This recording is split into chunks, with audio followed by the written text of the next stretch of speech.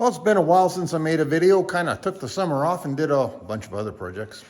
So in this video, started doing all sorts of things and kind of got off making the YouTube thing. So there's a lot in this video. We're doing plumbing and finishing and all sorts of things. So enjoy. I'm finally back at the Shasta. I kind of put it away for when spring came because I had a bunch of other projects. And now I've pulled it out, and it's been out for a while, and then I just keep finding more things I got to take care of before I get to the Shasta. And then I got to working on it and forgot to do a video. So I'll show you what I did. First of all, I've got the metal on order. I ordered that a few weeks ago. I've ordered new baggage doors because the old baggage doors were just too flimsy and gone. The windows, let me just turn this camera around. The windows, I cleaned all the putty off here, and then I gave them a really good scrub to get all the 60 years worth of dirt on them, off them. Same with the screen door. I've got the screens out of it because they need replacing, which there's the roll of new replacement screen there. There's the old screens rolled up, and the windows too, because they've, I don't know. I think they've been replaced because the stuff in the door is metal and this is fiberglass and it looks like it's lost its color. So we'll have all fresh screen in there. And then had some work to do on the louvered windows. The louvering portion just wouldn't move. It was just bound up. And if you look, there's a whole bunch of pivot points on every window. And so I slowly got it moving, sprayed some WD-40 in there to loosen things up, and got it moving, and then got scrubbing and cleaning, and now she works nice and smooth. And the other thing I had to do was there's down here, there's little rubber grommets that hold these pieces of glass in place, and I didn't want them coming out. So what I did is I've siliconed them, put some silicone in there so that'll hold them nice and still. So now we'll get working on to some things until the aluminum arrives. I decided to start working on getting that holding tank and toilet and the whole septic system installed, but figured out what parts I needed. Mostly I need some more drain valve parts, and I had to order those, so we're waiting on those. While we're waiting on those, I decided to install the water tank and that end of the plumbing system, the freshwater part. And the water tank goes right there, and this wall here is one that I replaced, and so that was all bare wood. And then as you can see right here, this is original, but you can't see it in the video, but it's starting to get a little tired looking. So what I've done is, like right here, I've sanded it down and refinished it in polyurethane and did polyurethane on here. And the reason I did that was I won't be able to get to it once I got down there where I got the water tank going in. So yeah, that's where we're at right now, and we'll get that finished, and then the water tank can go in, and then hopefully by then all my plumbing parts are in. And in the video, it looks like there's quite a bit of contrast between there, and in real life, it's not near as bad, and they look very similar. I wasn't able to get this wood. This wood is, a lot of people refer to it as different things, but I saw right on the back of a panel, it's green larch from Japan. Funny thing, I can't get that anymore. Nobody's even heard of it. Okay. I've been measuring and fitting the holding tank to get it in the spot exactly nice and tight, and figuring out where all the plumbing fittings go. So earlier you saw I cut this off, but I also had to cut this off because once I put this cap on here, because if the line came out here, the dump valve would be coming out the sidewall of the trailer. Put the cap on here, the tank no longer fit in the spot. It was that tight. So then I had to do a little trimming here. So here's where the toilet's going in. Here's the vent stack, and there's where the drain's going on. This will come off the bottom of the drain. Go to this. So there's your 3-inch dump valve outlet. And then this will go to the shower. And we've got the shower pan out. Makes it a lot easier to work on and make sure everything's gonna fit. And then I'm just gonna grab a light here. So that's the bathroom floor. Right here we've got the framing to support the holding tank and the floor for the toilet. And then there's the line. This is the vent stack for the shower, and it's kind of a combination, vent stack and sink drain, because that's the kitchen sink coming in there. So that'll hook up to that 1.5-inch line on the valve stack. And then up here is where the vent's gonna go for the holding tank. So the pipe will just go up the corner of here. So we're making progress. Got most of the pieces. I just, every time I go to put it together, I find need another piece. I just keep finding a simpler way to design this so it's got less fittings in it, looks nicer and neater. So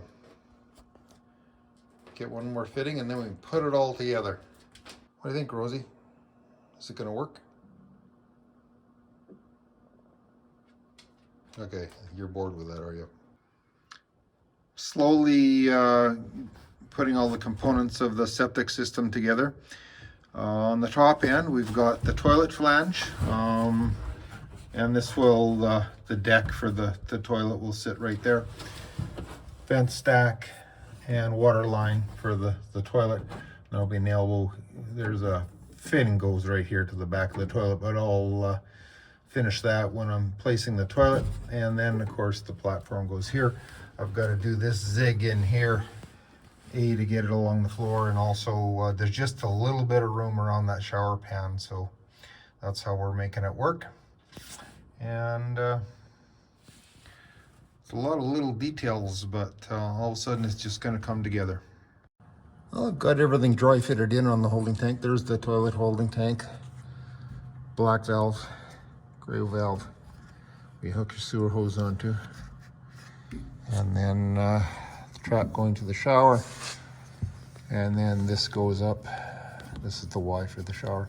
This goes up, that's your vent pipe, and where the sink connects in. So a lot of little pieces and a lot of fitting. That's why I did it all dry fitted before I start gluing things. But I'm pretty happy with how tight it is, the floor, not hanging down. With a trailer that rides low to the ground, you want as much clearance as possible, unlike the newer trailers with slides that have ample room from the road, but here you got to be careful. And of course when you're dry fitting and you got some nails sticking out, that's good on the hands. But those will be gone as soon as I take everything apart again. On to the next thing. You ever have one of those wake up in the middle of the night and go, did I check that or didn't I? And we've got a 60-year-old trailer here, and once I put the skin on this trailer, getting to this wiring will be really, really hard. So I'm checking the wiring on it right now. This is left turn. There's the sound you want to hear. So I've got my multimeter set on ohms, and then I've got a cable run up to the front with the wire I've got run underneath. So I ran a wire front to back underneath the trailer and all new wiring on the back here, but on the 4 corner clearance lights, that's incorporates some of the original wiring. So I didn't want to assume that that was working, because it is a 60-year-old trailer and things don't work. And when you assume something works, that's where you start having problems. Okay, here we go. On to the next thing. Back to the plumbing. So now I've got the drain system started, and I ran the water line for the toilet. I'm going to run the rest of the water lines. And I've got a new kitchen faucet, because that's not a very good kitchen faucet. And it's tired looking. So to get that removed, I've got the lines off, and then the sink, couldn't get the taps at the back of the tap, so you got to remove the sink. And of course the board, you can see those nails there. There was a board running along right here supporting it, and of course it was nailed in. There's no way to get it nailed, so you got to break things. Well, we're getting there, and it's starting to fall out, you can see.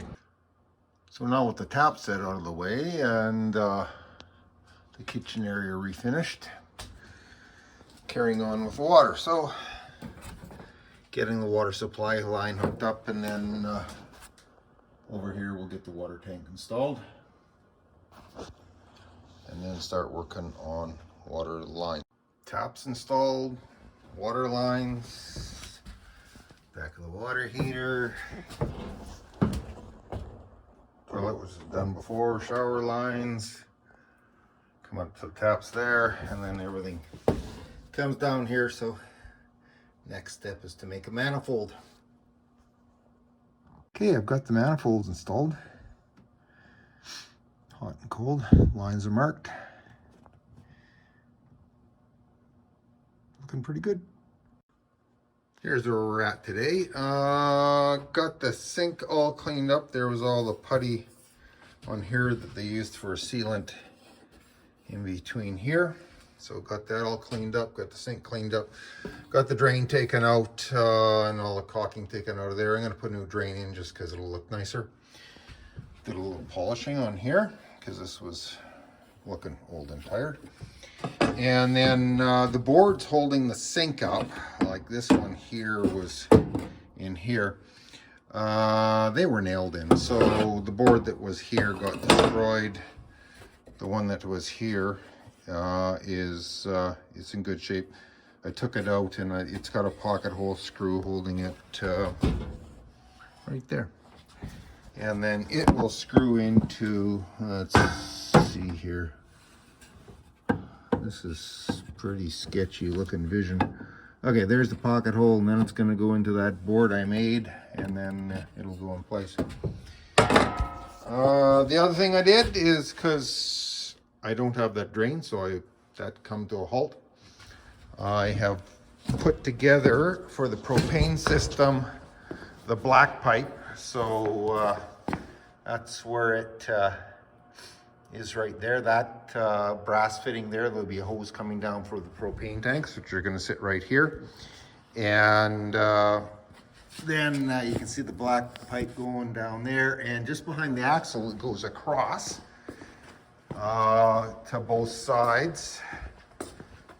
This won't stick out this far. I pulled it this direction to get the so I could install these fittings.